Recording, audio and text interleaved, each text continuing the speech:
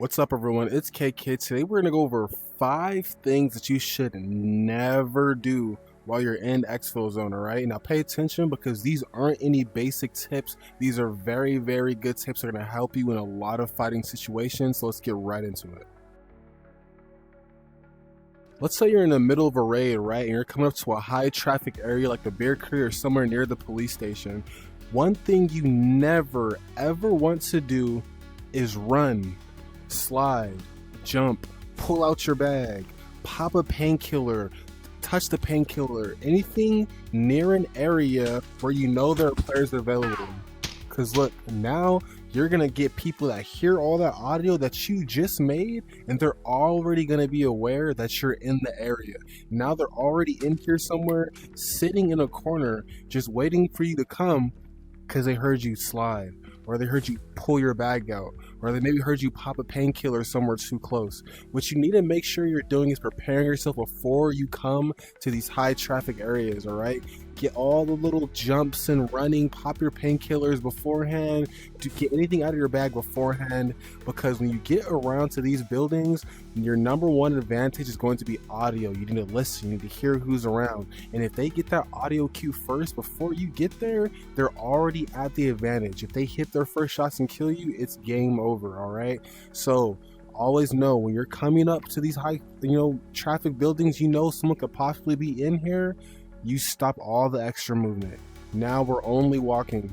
We're only walking here. Even if they can hear your footsteps like this, there's a higher chance that they'll assume you're just a regular scav than a player just running around their building, all right? So obviously, when you get into these tight quarters like this, when you're between a building, just walk.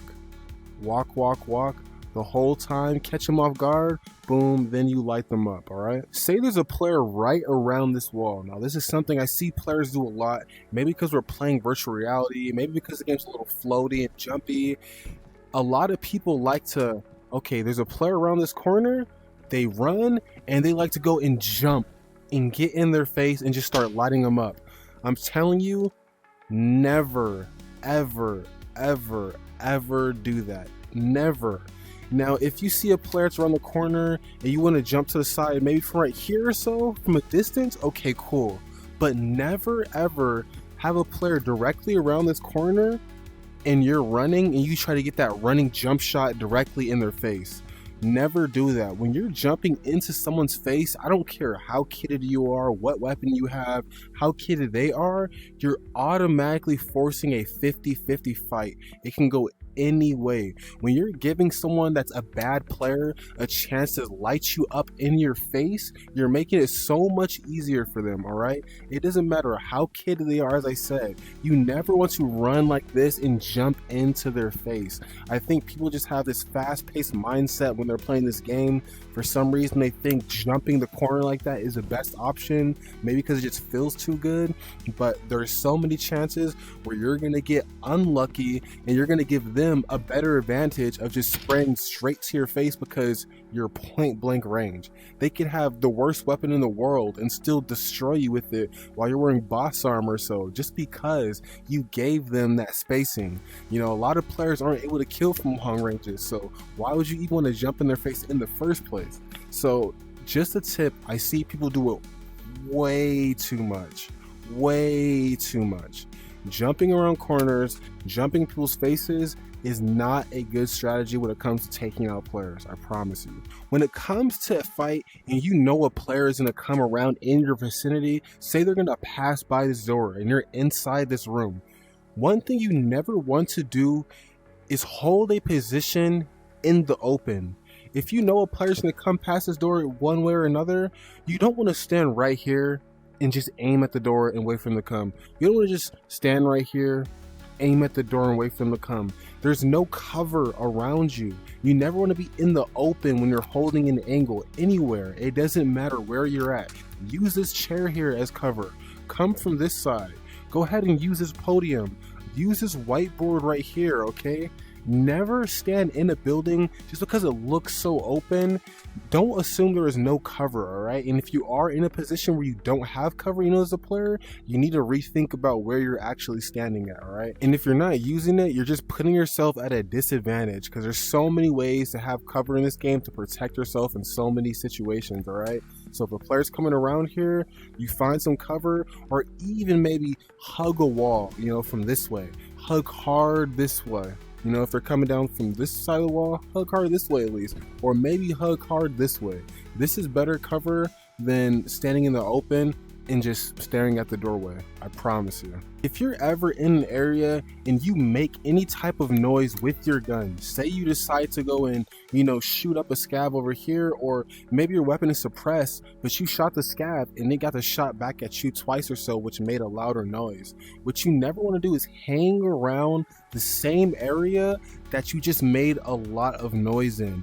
Because if you watch any of my PvP videos, the number one thing that I do is I spawn into the raid, I'm moving, I listen, boom, I hear some shots, I run straight to it. Every time I run directly to it. That's what I love to do when I'm PvPing. So I know that other players are doing the exact same thing. If you put out any shot over here, you need to be careful and be wary of the area that you're surrounding yourself in and get away from that area, because there are players who love to chase shots. They will hear those shots you put out and beeline directly to that area. You wanna know how I know people do that? Because that's what I do. For the last and final tip here, right, this is going to be for my solo players. So say you're in the police building here, you hear two players, maybe they're coming around the backside, they're getting ready to come into the building. You don't want to fight that. When you have two players that are too close to you, and you maybe only have a couple mags to swap out very quickly, you don't want to take that fight, all right? What you want to do, push across the street. Go to this building, get a better angle on them from the windows, from the outside. Then maybe once you kill them, okay, or one of them, then you can push in for the second. But if there's two players in this building here and they come around this corner, cool, boom, I just lit one of them up, I gotta reload, the other one's gonna push you so quickly and it's gonna be bad in that right moment, all right? I'm telling you, when you're too close to multiple players at the same time, they're not gonna give you that time to reload, get your next clip off, kill the next person, unless you're playing it very, very smart, all right? So keep your distance from multiple players, especially when you're solo, or at least if you don't have a drum mag, all right? At least have a drum mag before you're doing something like that. Other than that, keep your distance, back off, or maybe even try to kill a player first and completely rotate. Just run, just get out the area. But in the best case scenario, you do not want to be too close quarters between another player that is a duo when you're a solo.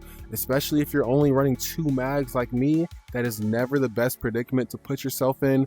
Go ahead, get across the street, open the gap between you guys, and take out players, one at a time. Then maybe go for the one-on-one once you already have one taken out, all right? That's always going to be the best option. So hopefully these tips kind of helped you out in a lot of PvP scenarios. Hopefully helped out my solo players, because this game is brutal, I'm telling you. If you liked the video in any way, go ahead, hit up the like button, hit up the comment section, add anything else in there that you should never do when you're in a raid, and then hit the subscribe button if you want to see more content, and I will catch you guys later.